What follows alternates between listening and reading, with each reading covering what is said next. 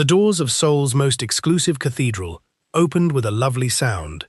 300 guests turned in their seats. Senators, gang lords, K-pop royalty, billionaires in tailored silk, all frozen mid-breath. At the altar stood Kelvin, heir to the most feared crime empire in Korea. Beside him, radiant in white, stood Mara, the scholarship girl who clawed her way out of poverty and into his heart. The priest lifted his hands.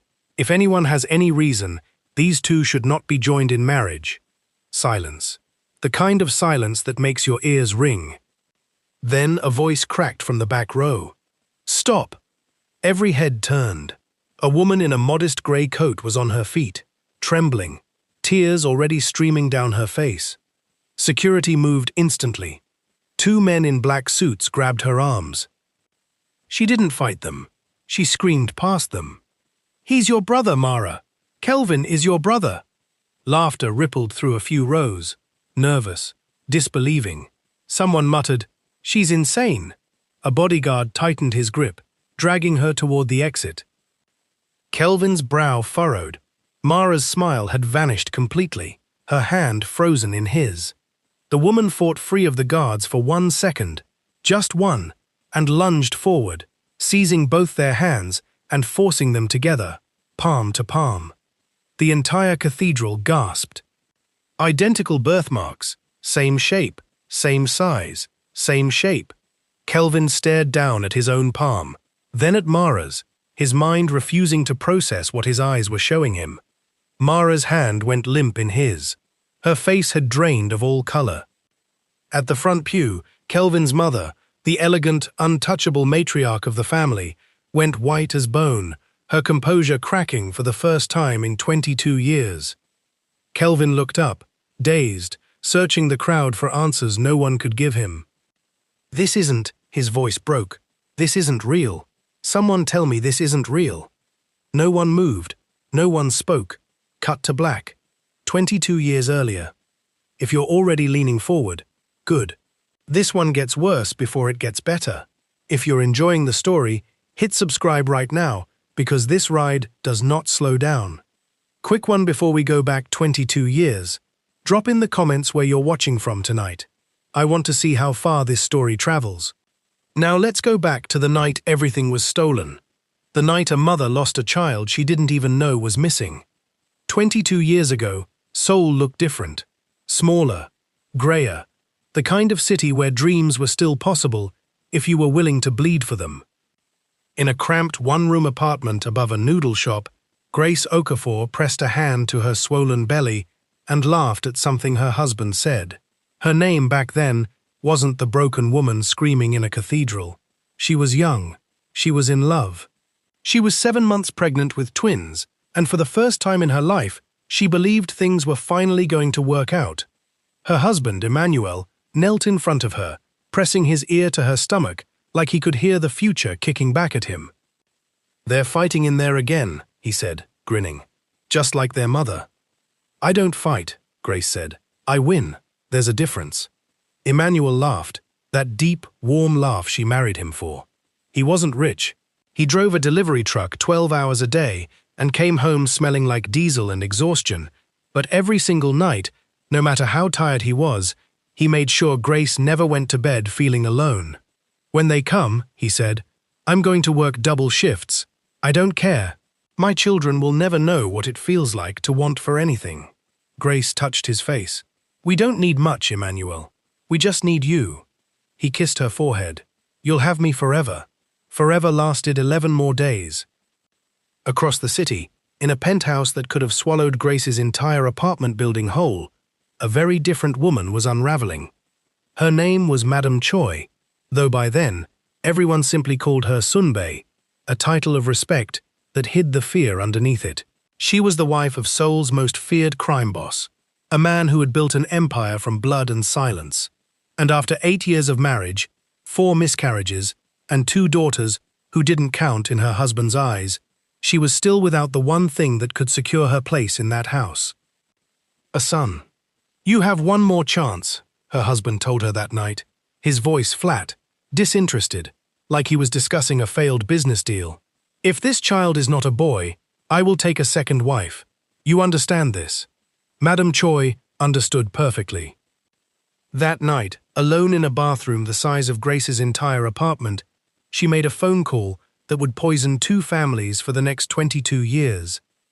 Dr. Han, she whispered into the phone, I need you to find me a son. I don't care whose. I don't care how. Just get me a healthy baby boy before I give birth, and name your price. On the other end, silence. Then a slow, calculated breath.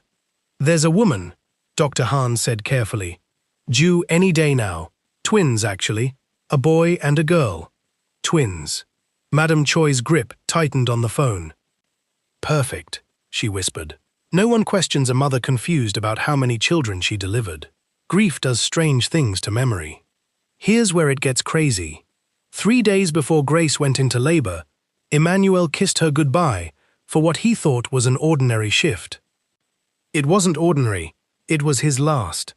A black sedan ran a red light at exactly the wrong second, at exactly the wrong intersection, driven by a man who was never found, in a car that was never traced. Emmanuel died before the ambulance arrived. The police called it a tragic accident, a hit and run, bad luck, wrong place, wrong time. It wasn't luck, it was a plan. Grace collapsed into labor 2 days later, alone, grieving, terrified, with no husband beside her and no family in the city to hold her hand. The hospital staff moved quickly, efficiently, too quickly in hindsight, though Grace was too broken by grief to notice anything at the time.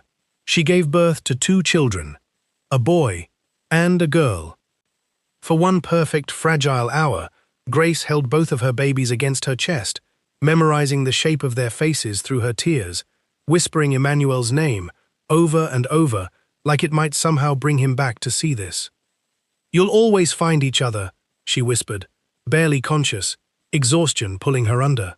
With the last of her strength, she scratched a tiny, near-invisible mark into each of their small palms with her fingernail. The same shape, the same spot. A secret only a mother would think to leave. No matter what happens, she whispered, you'll know. Then the darkness took her.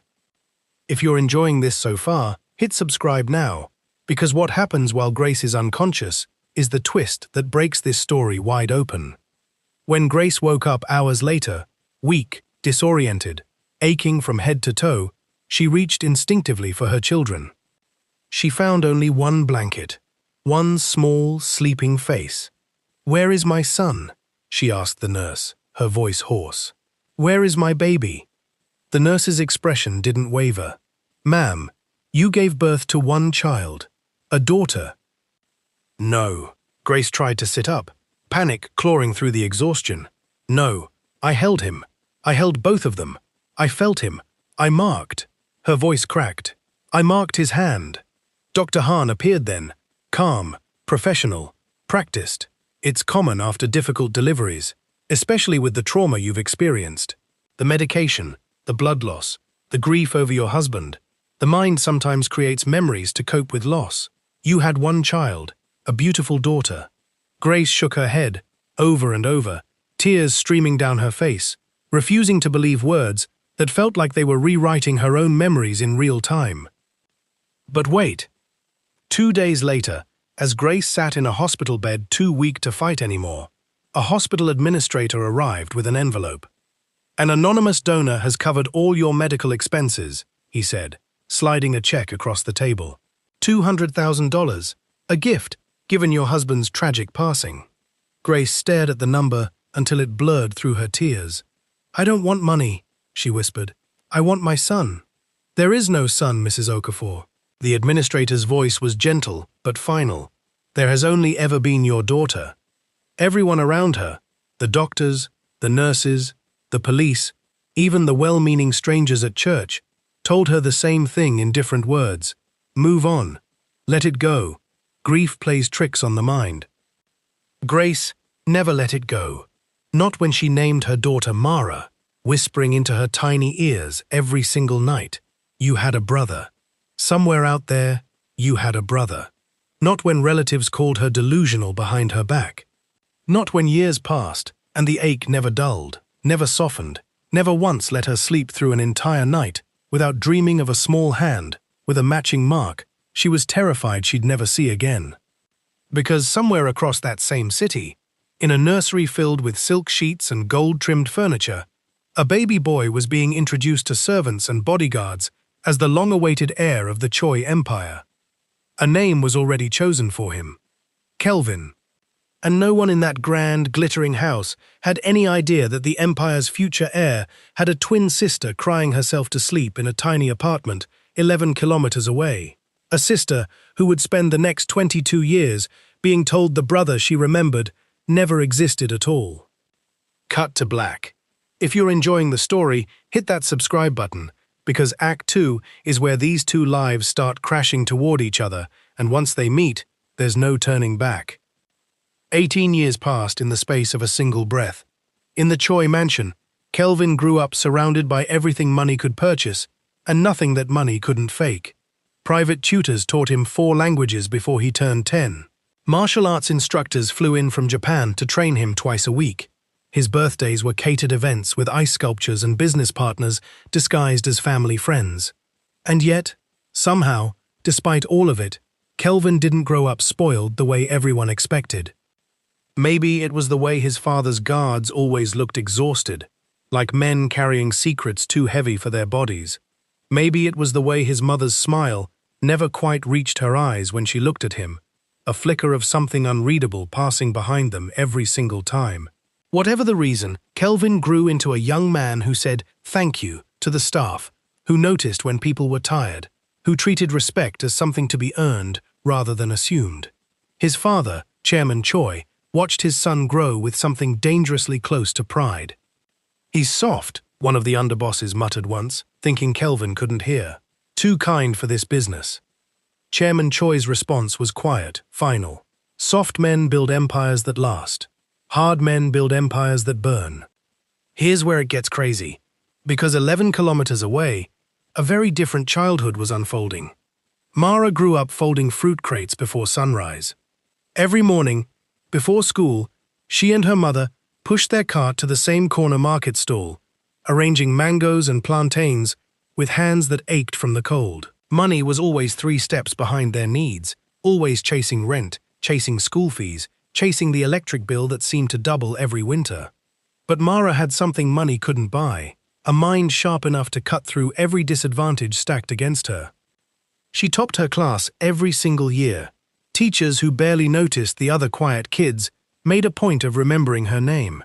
She read library books under blankets with a flashlight because there wasn't enough money for extra lamps to stay lit past 10. And there was Detective Park.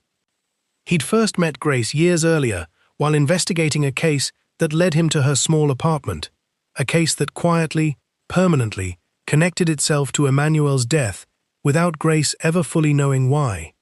He never explained his interest fully. He simply started showing up, fixing a leaking faucet, bringing extra groceries that were about to expire anyway, slipping money into Mara's school fund without ever asking for anything in return. Grace never let him get too close. Grief had built walls around her heart that Detective Park respected without ever trying to tear down. But he stayed anyway, patient, present, never demanding. "You had a brother," Grace whispered to Mara one night, the same words she'd repeated 1,000 times before, tucking a blanket around her daughter's shoulders. "I know it in my bones, Mara. Somewhere out there, you have a brother." Mara, 15 and exhausted from a full day of school and market work, sighed the way she always did. "Mum, please, not tonight." "I'm not confused," Grace insisted, gripping her daughter's hand. "I felt him. I marked him. Right here." She pressed her thumb into Mara's palm, tracing the small, faded mark on her daughter's skin. "You have the same one. I gave it to both of you." Mara looked down at the tiny mark on her own hand, something she'd always assumed was just a birthmark, nothing more. "Mum, the doctors said. The doctors lied." Grace's voice cracked. "I don't know why. I don't know how. But I know what I felt, Mara. I know what I held." Mara didn't argue further. She simply held her mother's hand until Grace's breathing slowed into sleep, quietly wondering, as she had 100 times before, whether grief could really break a mind this completely. or whether some tiny, buried part of her believed her mother too. But wait, because in exactly 3 years, fate was about to answer that question in a way neither of them could have prepared for. If you're enjoying this story, don't forget to hit that subscribe button. The moment these two finally cross paths is coming up next, and it changes everything. Rain hammered down on Seoul the afternoon everything started. Mara was arranging soaked cardboard boxes over the fruit stand, trying to save what little produce hadn't already been ruined by the storm, when a convoy of black SUVs came tearing down the narrow market road, far too fast for the flooded street. "Slow down," she shouted, uselessly, into the rain. The lead SUV hit a pothole the size of a small lake, sending a wall of muddy water crashing directly into her stand. Mangoes rolled into the gutter. Plantains floated away like tiny wooden boats. An entire morning's earnings ruined in 3 seconds. The convoy stopped. A tall young man stepped out of the back seat, umbrella already open, dressed in a suit that probably cost more than Mara's mother made in a year. He surveyed the damage with genuine surprise on his face, not the bored irritation of someone inconvenienced, but something closer to guilt. "I'm sorry," Kelvin said, and he actually sounded like he meant it. "Let me compensate you for the damage." He reached into his jacket for his wallet. Mara crossed her arms, soaked to the bone, furious. Money doesn't undo carelessness. Kelvin blinked. No one spoke to him like that. Not employees, not classmates, not even his own family half the time. "Excuse me? Your driver was going too fast on a flooded road," Mara said, water dripping from her chin. "That's not an accident. That's not paying attention. You can't just throw money at every mess you make and expect it to disappear." For a moment, Kelvin said nothing. His bodyguards shifted uncomfortably, waiting for him to dismiss her, to walk away, to do what people like him always did. Instead, he closed his umbrella and knelt down in the mud, helping her gather what was left of the scattered fruit. "You're right," he said simply. "I'm sorry, truly." Mara stared at him, thrown off by the sincerity in his voice. She didn't know his name. She didn't know he was heir to an empire built on secrets. She just knew that for a strange, brief moment in the rain, he felt like a person instead of a title. Neither of them knew they'd see each other again in less than 24 hours. Here's where it gets crazy. The next morning, scholarship results were posted at Seoul's most prestigious university.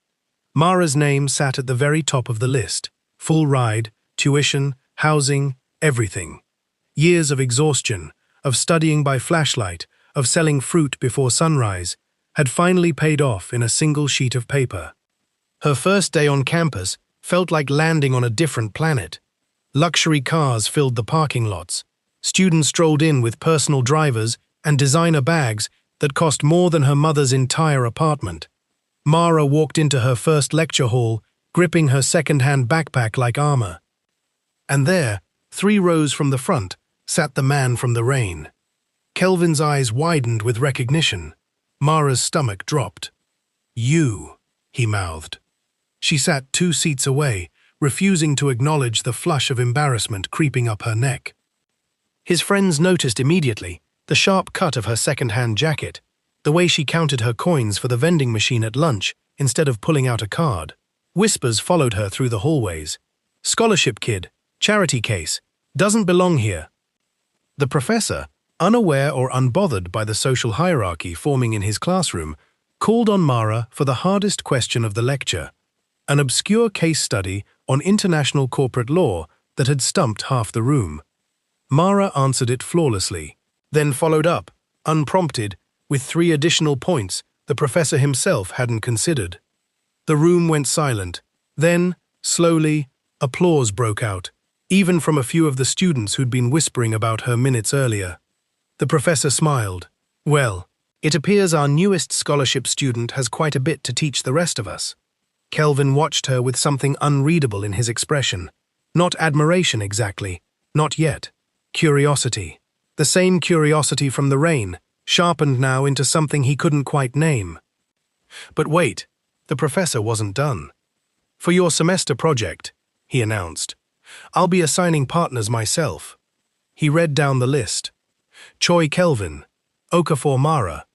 A ripple of surprised laughter moved through the room. Kelvin's friends exchanged smirks. Mara felt her stomach twist into a knot. If you're enjoying the story, hit subscribe, because what happens between these two over the next few months is going to completely change both of their lives, and neither of them sees it coming. Mara chose the meeting spot for their project, a tiny, run-down cafe 3 blocks from campus, the only place she could afford to sit in for hours without spending money she didn't have. Kelvin's friends were horrified. "You're seriously going to some noodle shop cafe instead of having her come to your place?" One of them scoffed. "You do realize who you are, right?" Kelvin ignored them and showed up anyway, folding his 6-figure watch under his sleeve without a second thought, sitting on a wobbly plastic chair like it was the most natural thing in the world. At first, their conversations were strictly business, case studies, deadlines, citation formats. But slowly, inevitably, the walls started coming down. Kelvin learned that Mara had raised herself on library books and stubbornness, that she'd never once complained about the life she was handed, that she carried herself with a dignity money couldn't manufacture. Mara learned that behind the empire and the bodyguards and the cold family dinners, Kelvin was lonelier than anyone she'd ever met. A young man raised to inherit an empire nobody ever asked if he actually wanted. "Doesn't it get exhausting?" she asked him one rainy evening, echoing the storm that had brought them together. "Pretending you're fine with all of it?" Kelvin was quiet for a long moment. "You're the first person who's ever asked me that question, instead of just assuming the answer." Something shifted between them that night. Quiet, undeniable, dangerous. Neither of them noticed it happening. Neither of them was ready for what it would eventually cost. Don't forget, if you're enjoying the story so far, hit that subscribe button. Act 5 is where this friendship turns into something neither of them can take back. Months slid by like pages turning too fast to stop. Study sessions stretched past midnight, textbooks abandoned in favor of conversations about nothing and everything. Favorite childhood memories, secret fears, the kind of dreams neither of them had ever said out loud to another living person. Coffee became dinner. Dinner became long walks through streets neither of them wanted to end. Late-night phone calls became the highlight of days that used to feel identical to each other. Mara found herself smiling at her phone at 2 in the morning, reading messages from a boy who was supposed to be far too far above her to notice she existed. Kelvin found himself, for the first time in his entire life, actually looking forward to something that had nothing to do with the family business. But not everyone was happy about it. Kelvin's girlfriend at the time, Soo Jin, daughter of a business partner his father had been cultivating for years, noticed the shift immediately. The cancelled dinners, the distracted phone calls, the way Kelvin's eyes lit up differently now, and never for her. "It's that scholarship girl, isn't it?" Soo Jin snapped one evening, cornering Kelvin outside a lecture hall. "The charity case from the market. Don't call her that. Everyone's talking about it, Kelvin. It's embarrassing." Here's where it gets crazy. Soo Jin's jealousy curdled into something uglier over the following weeks. She accidentally spilled coffee over Mara's only good blazer before a class presentation. She spread rumors that Mara had cheated her way into the scholarship program. She cornered Mara in a bathroom one afternoon, voice sharp as glass.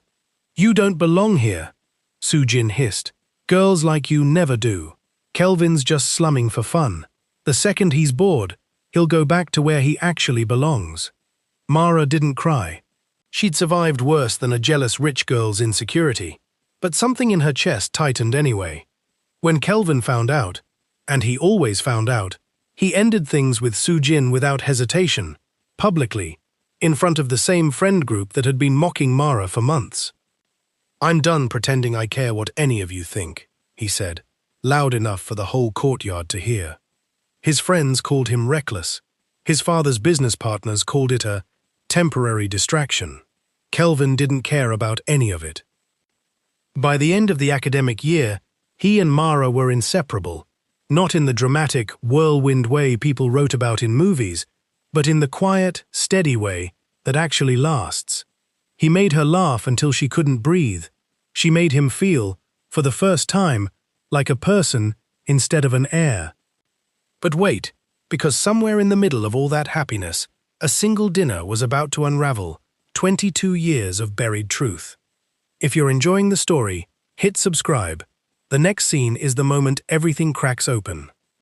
One warm evening, Kelvin asked to meet Mara's mother. Mara hesitated, not out of shame, but out of habit, a lifetime of protecting the tiny, fragile world she and Grace had built together.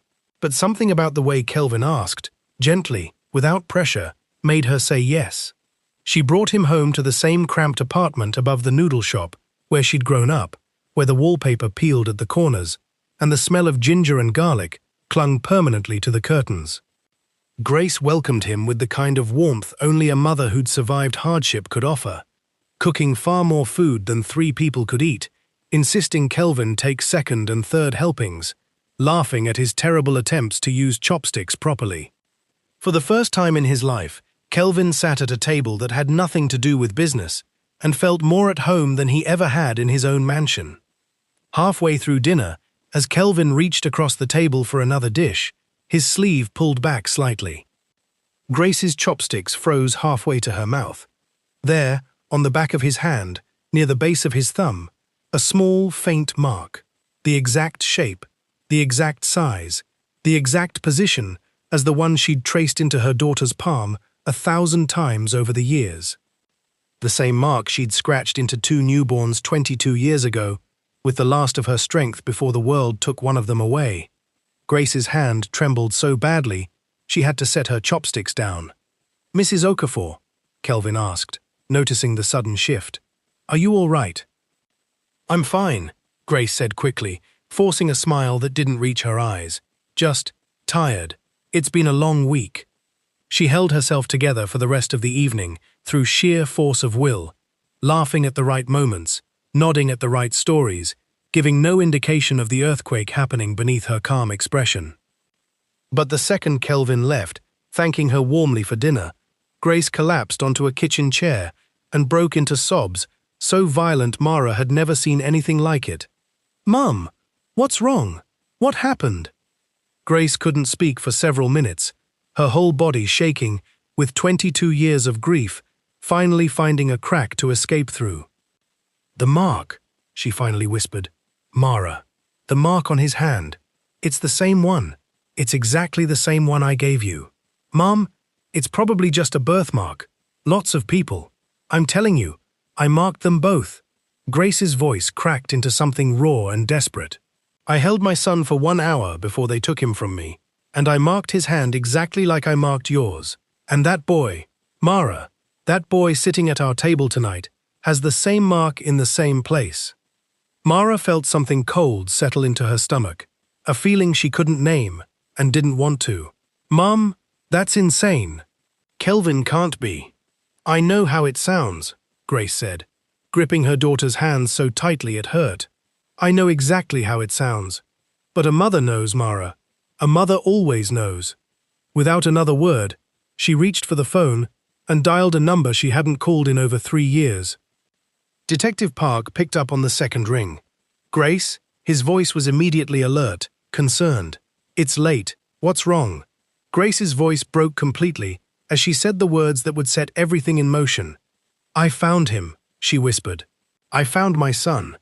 If you're enjoying the story, don't forget to hit that subscribe button, because Act 7 is where the buried truth starts clawing its way to the surface, and it's about to get dangerous. Detective Park didn't sleep that night. He sat at his cluttered desk long after the station had emptied out, staring at a case file he'd technically closed 3 years earlier, a case everyone else had labeled grief-related delusion and moved on from. Everyone except him. He'd never told Grace the real reason he kept coming around all those years. It wasn't just affection, though that part was true too. It was guilt.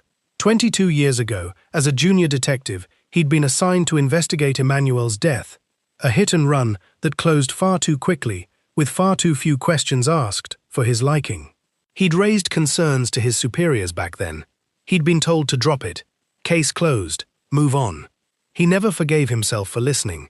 Now, for the first time in 2 decades, he had something solid enough to reopen doors that had been sealed shut for years. Here's where it gets crazy. Park started where any good investigation starts. Records. Hospital records from the night Grace gave birth. Birth certificates, staffing logs, financial transactions around that date. What he found made his blood run cold. The hospital's records showed inconsistencies that should have been impossible. A birth certificate for Grace's delivery that had clearly been altered, staff signatures that didn't match personnel records from that period, and a financial deposit of exactly $200,000 that had been wired into Grace's account from an offshore shell company 2 days after her discharge. He tracked down Dr. Hahn's old clinic, only to discover the man had retired abruptly less than a year after Grace's delivery and moved to a small coastal town, living comfortably despite having no visible source of continued income. When Park finally tracked down a retired nurse who'd worked the maternity ward that night, a woman named Yoon-hee, now in her 60s, living alone in a quiet suburb, she agreed to meet him, nervous, hesitant, but willing. "I always knew something was wrong that night," she told him over tea, her hands trembling slightly around the cup. "The Choi family's private doctor came in personally. That never happened for a normal delivery. And there was a payment involved. I saw the paperwork by accident. I was young. I was scared. I didn't say anything." "Would you be willing to give a statement?" Park asked carefully. "Officially?" Yoon-hee's face went pale. "I need time to think. Please, give me a few days." But wait, she never got the chance. 3 days later, Yoon-hee's apartment was found empty. No signs of struggle. No note. Neighbors reported seeing an unfamiliar black car parked outside her building the night before she disappeared.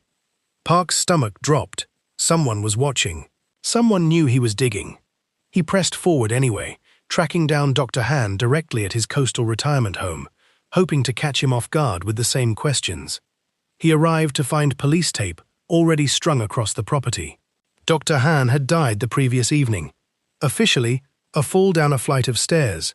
Unofficially, Park noticed the bruising pattern on the body didn't match a simple accidental fall, bruising more consistent with someone being restrained before the fall occurred. If you're enjoying the story, hit subscribe, because what happens to Detective Park next proves exactly how far this family will go to protect their secret. 2 nights later, as Park walked back to his car after a late shift, a black sedan rolled slowly past him on an empty street. The window cracked open just enough for him to see the barrel of a gun before instinct sent him diving behind a parked truck. The shot missed by inches, shattering the truck's side mirror instead. By the time backup arrived, the sedan was gone. No plates, no witnesses, no trace. Park sat on the curb afterward, hands shaking, adrenaline burning through his veins, and understood with absolute clarity that he was no longer chasing a cold case. He was chasing an active cover-up, protected by people with the resources and the ruthlessness to erase anyone who got too close to the truth. He should have stopped there. Any reasonable person would have stopped there. He didn't. Here's where it gets crazy again, because Park realized he didn't need testimonies or paperwork anymore. He needed something no one could threaten into silence. DNA. Getting a sample from Grace and Mara was simple. A quiet conversation, a cheek swab, done with their full cooperation and desperate hope. Getting a sample from Kelvin was another matter entirely. The heir to the Choi Empire didn't exactly leave his DNA lying around for random detectives to collect. It took weeks of careful planning. Park finally managed it through Mara herself, who, without revealing exactly why, asked Kelvin to donate blood at a charity drive she'd organized through her university program. Kelvin, always eager to support anything Mara cared about, agreed without hesitation, never suspecting that a sealed vial of his blood would end up on a lab technician's desk with a rush order attached. The samples were sent to an independent lab outside the city, someone Park trusted personally, someone with no ties to Seoul's elite families and their long reach. Results in 5 to 7 business days, the lab technician told him. Park nodded, feeling something between relief and dread settle into his chest.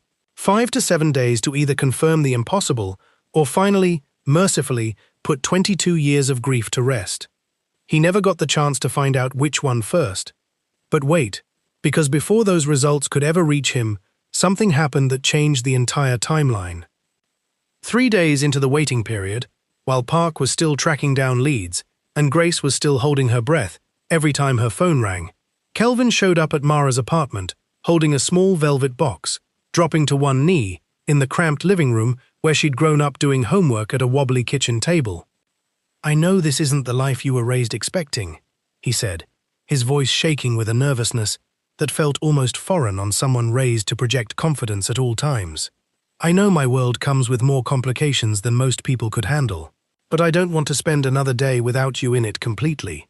Mara Okafor, will you marry me?" Mara, unaware that a lab 3 hours away held a vial of blood that would answer a question neither of them had ever thought to ask, said the only word her heart knew how to say: "Yes." If you're enjoying the story, don't forget to hit subscribe, because the wedding date they set is about to collide head-on with results that arrive 1 week too late to stop it. And trust me, Act 8 is the twist you've been waiting this entire story for. The wedding was set for a Saturday in late spring at a cathedral so exclusive that half the guest list had to be personally cleared by Chairman Choi's security team days in advance.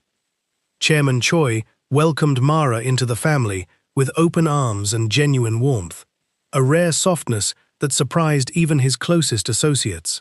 He'd watched his son grow into a better man over the past year, and he credited the quiet scholarship girl for every bit of it. "You've given him something I never could," he told Mara privately, the week before the wedding. "Purpose that has nothing to do with this empire. Thank you." Madame Choi, on the other hand, seemed to unravel a little more with each passing day. She invented excuse after excuse, questioning Mara's background, insisting on a longer engagement, even attempting to convince Chairman Choi that the marriage would damage important business alliances. Nothing worked. Chairman Choi's mind was made up, and for the first time in their entire marriage, he stopped listening to his wife's objections entirely. "Why do you hate her so much?" Kelvin finally asked his mother, exhausted by her constant resistance. "What has Mara ever done to you?" Madame Choi couldn't answer. She simply turned away, unable to look her son in the eye, carrying a secret so heavy it had started physically bending her posture. Here's where it gets crazy, because 5 days before the wedding, Detective Park's phone finally rang. "The results are in," the lab technician told him. "Do you want me to email them, or—" "I'm coming to pick them up myself," Park said, already grabbing his jacket. "Don't send anything electronically. Not for this." He drove 3 hours to collect a sealed envelope containing the truth that had cost a nurse her freedom and a doctor his life. He didn't open it in the car. He couldn't bring himself to. Instead, he drove straight to Grace's apartment, the envelope sitting on the passenger seat like it weighed 1,000 pounds.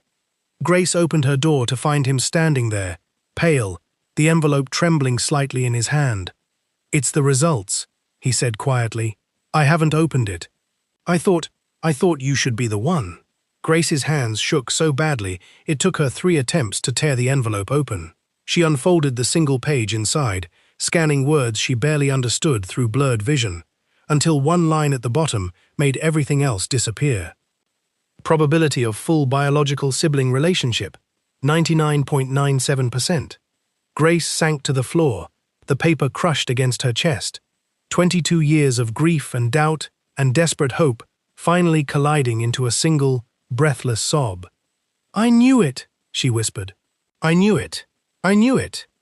But wait, because the wedding was in 5 days, and Grace had absolutely no idea how to stop it in time. Park tried everything.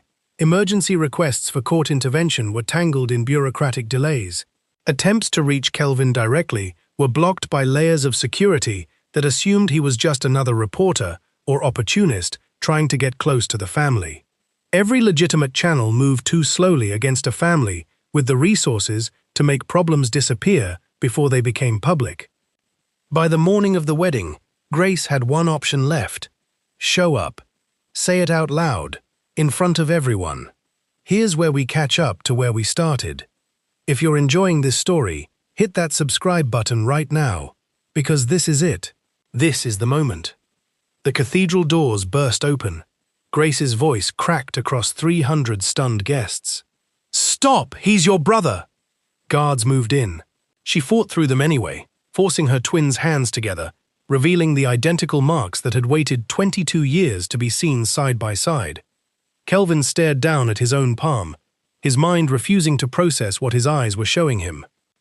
"This isn't..." His voice broke. "Someone tell me this isn't real." Madame Choi went white as bone in the front pew, her composure finally cracking after 22 years of holding it together through sheer willpower. Chairman Choi turned slowly toward his wife, his expression shifting from confusion into something far more dangerous. "Tell me this isn't what I think it is," he said, his voice low, controlled, terrifying in its calmness. Madame Choi opened her mouth. No words came out. That's when the cathedral doors opened a second time. Detective Park walked in, flanked by 2 uniformed officers, holding a sealed envelope that had already destroyed one family's illusion of normalcy and was about to shatter another's completely. "I have DNA confirmation," Park announced, his voice carrying across the stunned silence. "Kelvin Choi and Mara Okafor are biological twins, and I have evidence connecting Madame Choi directly to a 22-year-old infant abduction, and to the murder of Emmanuel Okafor, the father these 2 children never got the chance to know." Gasps rippled through the cathedral like a wave. Madame Choi's legs gave out. 2 guards had to catch her before she collapsed entirely. "It's not true," she whispered, though her voice carried no conviction at all. "I wanted a son. I just wanted." "You had him killed," Grace said, stepping forward, her voice shaking with a rage she'd buried for 22 years. "You had my husband murdered, so I'd be alone when I gave birth, so no one would fight you when you stole my son." The cathedral had gone completely silent, 300 of Seoul's most powerful people watching a family empire collapse in real time. Chairman Choi looked at his wife like he was seeing a stranger for the first time in 22 years of marriage. "Everything," he said quietly, "everything I built, everything I gave you, built on a lie you told with your own mouth." He didn't yell. He didn't need to. His voice was somehow more terrifying in its stillness than any explosion of rage could have been. Police moved forward to take Madame Choi into custody. As they led her away in handcuffs, past guests who'd once bowed to her, past a son who couldn't even look at her, she turned back one final time. "Kelvin," she said, her voice breaking, "I still love you. Whatever else is true, that part was never a lie." Kelvin said nothing. He couldn't. His entire identity had just been rewritten in the space of 10 minutes, and no amount of love could undo the 22 years built on someone else's stolen life. Mara stood frozen at the altar, staring at the brother she never knew she had, the wedding dress suddenly feeling like a costume from someone else's story. Slowly, carefully, she reached out and took his hand, the same hand with the same mark her mother had given him the night he was born. "I don't know what happens now," she whispered, "but I'm glad I found you, even like this." Kelvin's eyes filled with tears he refused to let fall in front of 300 witnesses. 22 years, he said hoarsely. 22 years I could have known you. Known her. He glanced at Grace. Known who I actually was. Grace pulled both of her children into her arms for the first time in 22 years, sobbing into a moment she'd stopped believing would ever come. But even as the embrace held, even as relief and grief tangled together in that cathedral, one truth remained unshaken and unbearable. The love Kelvin and Mara had built, real, deep, undeniable, could never become the future they'd planned. Not anymore. Not ever. Fade to black. And that's where part 1 ends. If this story had you shaking your head, gasping, or yelling at your screen, comment part 2 right now if you want to see what happens next. Does Kelvin walk away from the empire built on his mother's lie? Does Chairman Choi seek revenge? What happens to the love Kelvin and Mara can never take back? Hit that subscribe button before you go, drop a like, and tell me in the comments, did you see this twist coming, or did it wreck you like it wrecked them? Part 2 is coming. Comment part 2 to let me know you want it.